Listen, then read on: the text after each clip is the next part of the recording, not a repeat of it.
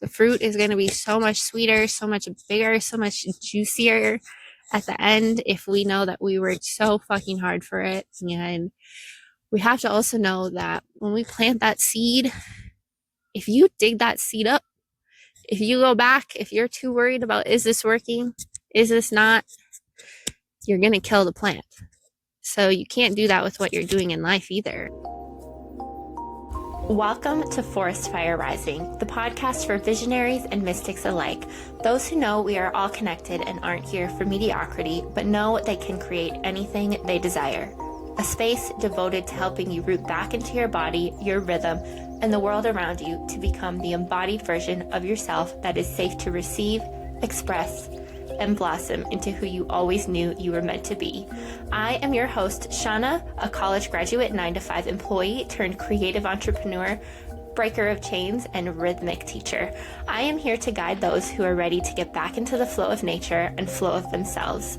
I am on this journey with you, and I am so excited to walk through it together. Welcome back to another episode of Forest Fire Rising. I am so grateful to have you all here on this beautiful July summer day. I hope that you guys are all getting outside in the summer. If you're watching the video right now, you see that I am hanging out on a hammock. I'm actually in my mother-in-law's yard where we have our garden, and we're sharing it with her this year on her property instead of doing a community garden. But for real, shout out to community gardens because they have got me so far. I currently live in an apartment, and I cannot recommend getting a community garden. It is such a resource to make gardening and growing your own food and all of that accessible for people. And they only cost like $15 to $50 depending on how big of a city you live in, and it's just a really great way. They have typically all the water you need, all the tools you have, and it's community. So there is a great way to make friends and learn new stuff. But that ties back into today's episode because I was working in my garden the other day.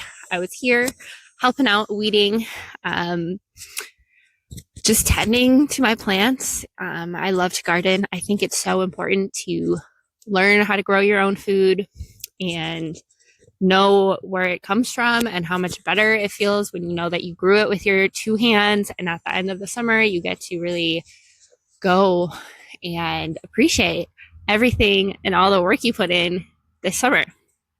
But I was working in my garden and I was realizing how much inspiration there is in the garden for a podcast episode, because there's just so many metaphors. Life is literally a motherfucking garden. And like, there's just so much to learn from growing a garden that ties back into life and it ties back into building what you want to create. You know, I was actually going to film this episode in my garden, but I realized that the garden is kind of close to a road and I did not want that to distract or interrupt because that would have been annoying. But anyway, so many fucking metaphors for life in the garden. Like, you can just learn so much. I think you can learn so much from nature in general, but specifically the idea of planting something and just really knowing that it is going to flourish, it is going to be successful. Like, you really have to trust that process. And that is the first way that I think, or that I know, life is a motherfucking garden. You don't get the instant gratification. You know, this episode I feel like is probably going to tie back and relate a lot to last week's episode, but I don't even care. I want to drive these points so deep into myself, into y'all. Just, they're so important, such important concepts for our growth, garden. And they're just so important for us to realize to hit our goals and just become at peace with what we're doing and the journey, and really appreciating the journey, because growing a garden is such a such a task that really asks you to appreciate the journey. And you have to like really trust that that seed you planted is going to grow. And it's not even just trust. Of course, you are going to trust the earth is going to do its job and that, but you have to also water it. You have to fertilize it. You have to give it love and attention and really, really spend some time with it if you want to really see it flourish. And that is so, so relatable to life and our decision making and the path that we decide to go on. You know, you plant a seed and you got to nurture it and watch it grow. And if you are starting a business, if you are starting a relationship, doing something new, building yourself, building a brand, building anything, a community, building a family, you know, you plant the seed one day. The seed is the idea. And you have the seed in your hand and you can either do nothing with it or you can put it in the ground, in some dirt, give it some water, give it some plant food, and know that it's going to start growing. And with your seed of an idea, you can do nothing with it. You can just let it sit in your brain. You can let it rot away. You can let it get old and stale, or you can water this idea that you have. You can take action. You can go sign up for a course. You can reach out to an old friend. You can go out to a community event. You can sign up for a dating app. You could, so many different things. Whatever your goal is, whatever your seed, your idea, whatever you want to do, planting it, putting it in dirt, that is the first step to action and taking the seed seriously and telling yourself, making the decision that you want it to grow. And there's just so much to be learned from that, because when I'm gardening and I plant my seeds in the spring and I put them in the ground in the early summer and I water it, fertilize it, pray over them, talk to them, I have no doubt in my mind that at the end of summer, when we get into the fall time, it's harvest season, I'm going to have a beautiful bounty of what I created. And could you imagine if we could all have that same assurance, that same assurance? If we could give ourselves that same assurance when we are launching a new project, what if you had the same conviction that I have when I plant my garden?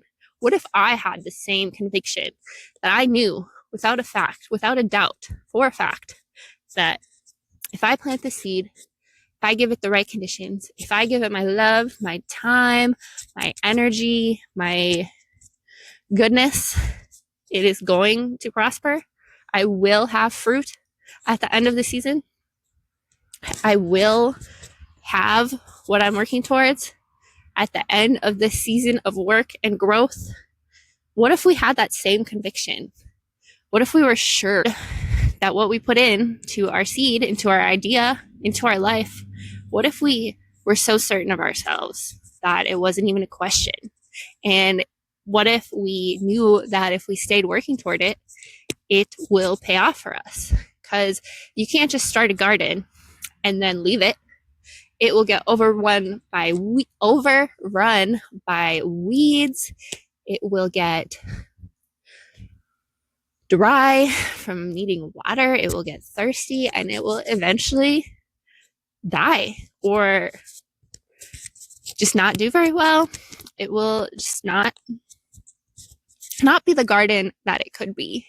And we know that. I know that I have to put that in there to get that fruit at the end of the season. And with life, if we had that same knowing, that same ability to recognize that we are on a journey.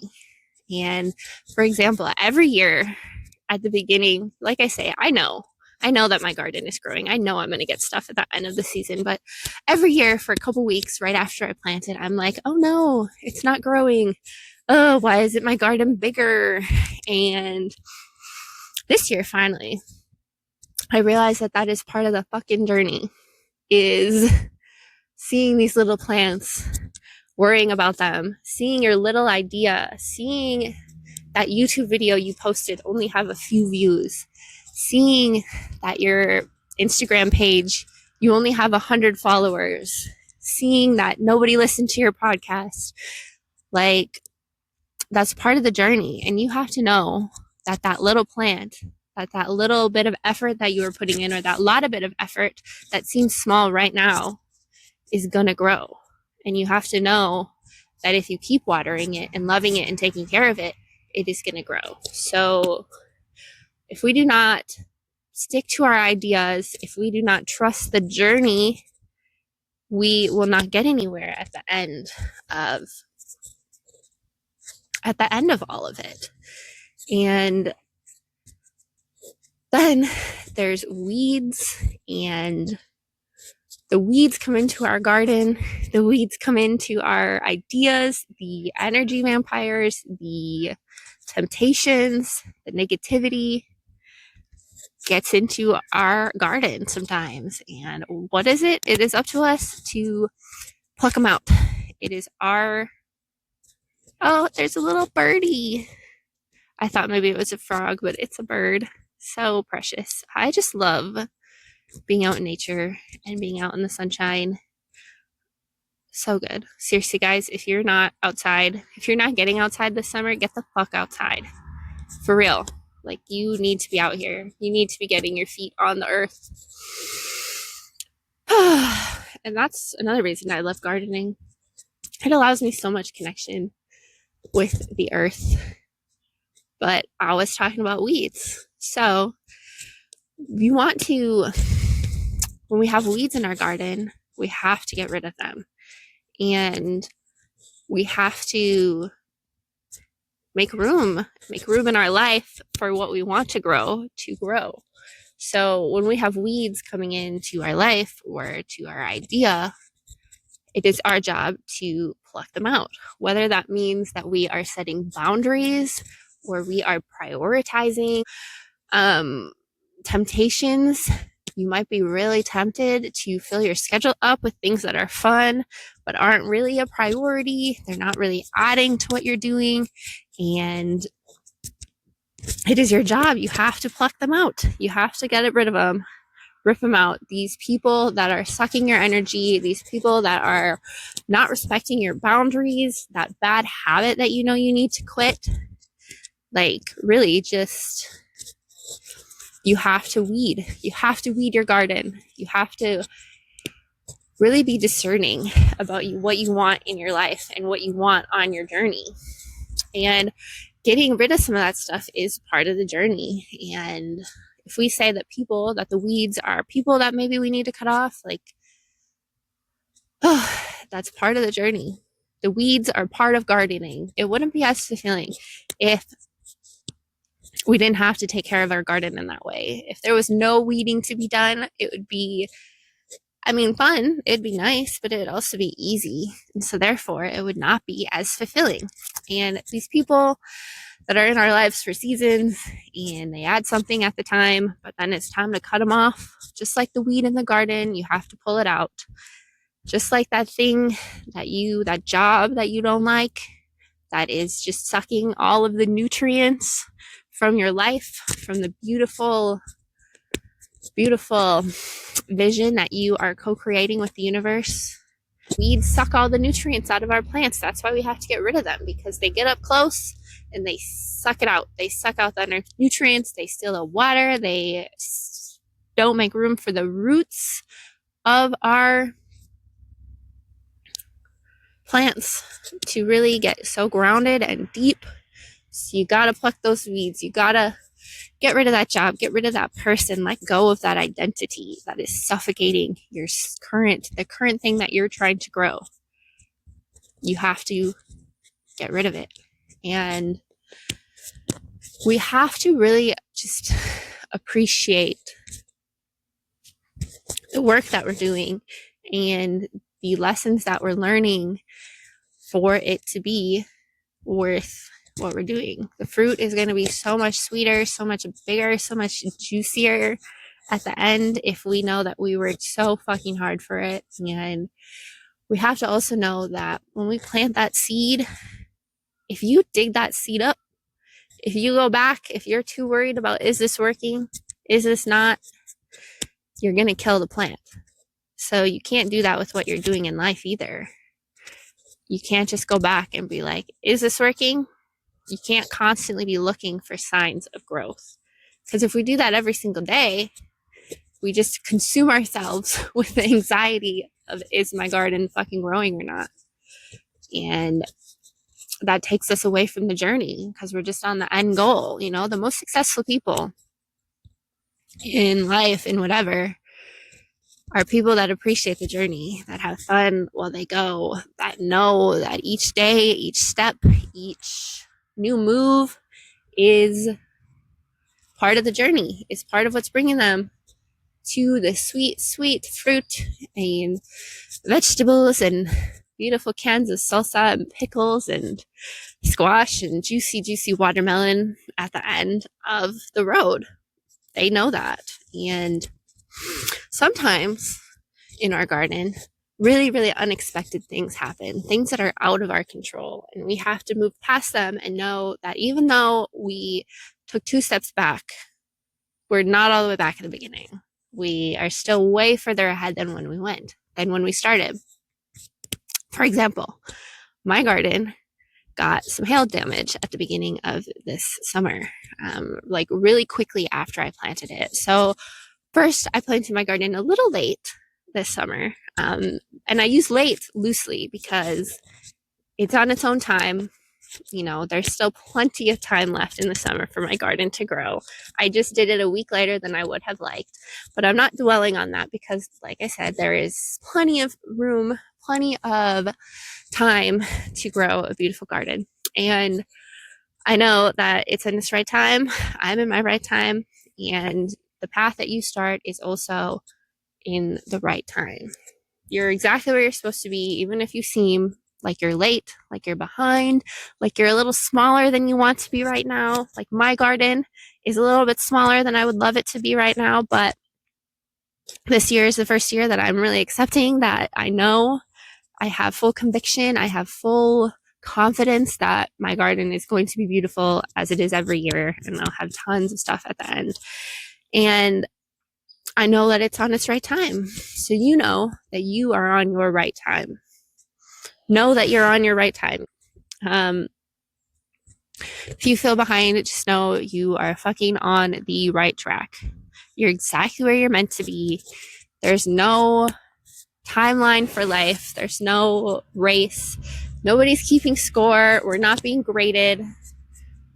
You are in the right timeline. And so first I did my garden late, and then we got some hail damage. And the hail damage was pretty upsetting at first because my already small plants lost a lot of their leaves, got a lot of damage. I lost a few of the plants, and sometimes in life we have accidents. We have, God forbid, you know, something bad happens to somebody we love, or something we have to move all of a sudden, relationships end, something outside of your control. We get laid off of work. Things happen where we feel like it's a major setback, but we still have everything that we need to keep growing. My little garden got hail damage. Last year I had a problem where bunnies were eating my stuff, and no matter what I did, I could not keep them out. And despite the bunnies, I still had a beautiful garden, and I was able to move forward and keep growing my garden and know that it was going to grow. And this year, I was all worried about the hail damage. Oh no, what am I going to do? My garden's ruined. And now my garden is doing great after we've had a couple of weeks of some really hot sun and some rain, and I've been over here to give it some love. My garden is doing just fine. So this week, I want you to really think about your garden of life, and also recommend, if you do not garden, growing your own food is amazing. There is nothing better than making a meal full of stuff you grew with your own two hands. And there is nothing better than knowing that you put all that work into that. And same with life and the goals that we have. They're so much sweeter at the end if we recognize all of the work, all the trials, everything that we had to learn to get there. It's so much better. It's so much more fulfilling, and we can celebrate so much harder and be so much prouder. It tastes so much better. It feels so much better in our body and our soul. I'm talking both about my vegetables and fruits and also about crushing our goals and just looking back and remembering how small the garden was at the beginning of summer, when we get to fall, when the wheel of the year is about to turn, when we get there and it is so, we see how big it is and we remember where we started with just a big space of dirt with just some seeds and some little cups. We remember that, and now we see this big jungle around us, and you know that you put all your soul and your heart and your energy into that, and you're seeing it paid off, and it feels so fucking good to harvest that fruit, to have the keys to your new home, to see your first sale, second sale, 10th, 100th sale in your business. That journey feels so much good, so much better knowing that you put everything you've got into it and that you didn't give up and that you tended to it. You watered it when it needed watering. You held it when it needed holding. You gave your energy, your time. It feels so much better, way fucking better knowing that you did all that. So this week, I challenge you to really think about what's one seed you planted that you maybe are not watering. Maybe you gave up on it because you didn't see it growing and you stopped watering it. You stopped giving it love and time and attention. And now you're for sure not seeing it grow because you're not taking care of it. And where's one seed that you planted that you can water? One seed that you planted where you can appreciate the journey. What is one weed that you need to pull from your goals? Where can you get rid of a weed that is sucking the energy from what you want to do? And also, get outside. For real. Get outside. And if you don't have a garden, if it is not something that is in your cards for this summer, if you don't have a garden, if you don't have a community garden, if you haven't put pots out on your balcony, make sure that you are visiting your local farmers market and supporting them and remembering to water your garden of life and just dig your garden, have fun with your garden, appreciate the journey of growing your garden, and when you get to the end, really just enjoy that sweet, juicy fruit. And I love you all so much, and I hope you have a beautiful day or night wherever you are tuning in from. Be well.